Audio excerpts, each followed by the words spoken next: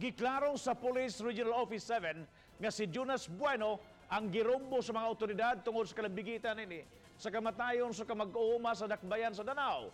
Laing gitataw sa Piero 7 nga wausab nila ilang bigit si Bueno sa kamatayon sa 16 anyos nga si Christine Lee Silawan.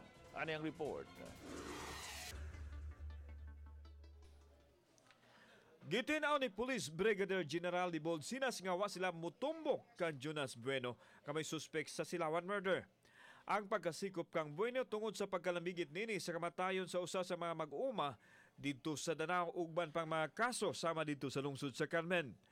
Bisan og gitan-aw nila nga susama og estilo ang gihimong krimen nga mao ang pagpanit sa biktima apan dili pa maisip nga suspect si Bueno sa kamatayon sa Dalagita. Gi-validate pa sa PRO7 ang gipadayag ni Bueno nga wa siya sa Sugbo dihang nahitabo ang krimen. Si Bueno nadakpan sa mga operatiba sa NBI, CIDG ug PNP dito sa Davao gumikan sa nag-viral niyang hulagway. We never says na si si Jonas Kwan is a suspect. Not yet, di ba? Now, as katakong gibriefing sa inyo last time, he was investigated because of the last killing na attributed siya is pareho. Kanang gibalatan ang naong ingana. But we never yet informed na he is a suspect.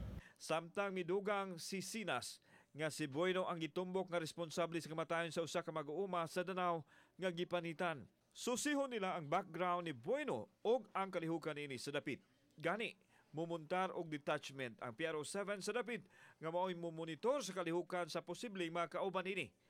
Tumong usab ni ini nga mahupay ang kabalaka sa mga tao nga nagpuyo sa dapit. Kay katong nadakpan si Jonas Bueno sa Davao, usa sa nag-imbestiga ato are the NBI 7 and they have gi-share nila tong report sa MOA. So regarding ani and accordingly sila na ang magdala dito diri sa Kwan sa Cebu City.